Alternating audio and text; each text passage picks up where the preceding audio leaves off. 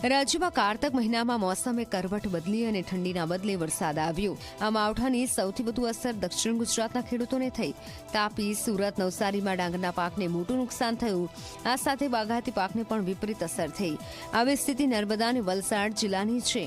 નર્મદામાં કપાસના પાકને નુકસાન છે, તો વલસાડમાં આંબાની નવી સિઝનની પાલવણી પર જંતુઓનો ઉપદ્રવ થતા ખેડૂતો ચિંતામાં છે। આ સ્થિતિમાં સ્થાનિક ધારાસભ્ય જનતાને વહારે આવ્યા અને મુખ્યમંત્રીને પત્ર લખી સત્વરે સહાય કરવાની રજૂઆત કરી।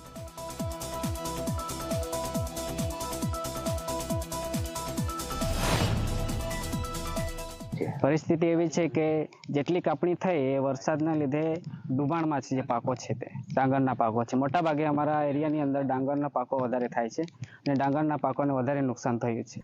જલ્દીથી સર્વે કરવામાં આવે ને સર્વે પ્રમાણે જેટલી નુકસાની છે એ નુકસાની પ્રમાણે વળતર ચૂકવવામાં આવે ખેડૂતોને। આ સમય જે છે તે ખેડવાનો સમય આપણે કહેવાય અને આ સમયમાં ખાસ કરીને જંતુઓનો ઉપદ્રવ વધતો હોય, કારણ કે પાલવણી ચાલુ થતી હોય નવી। હવે નવી પાલવણી જે થાય તેના પર જંતુઓનું પ્રમાણ વધે।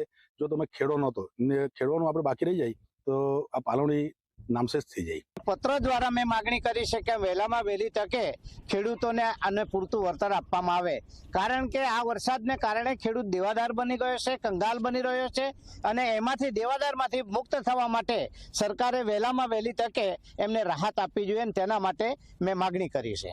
ખેડૂતો માટેનો વળતર માટેનો એક પત્ર લખ્યો છે અને જેના અનુસંધાનમાં માન્ય મુખ્યમંત્રીશ્રીને વિનંતી કરીએ છીએ કે આપ યોગ્ય પગલાં લો અને યોગ્ય નિર્ણય લઈને આ ખેડૂતોને સહાયરૂપ થાવ એટલી વિનંતી છે।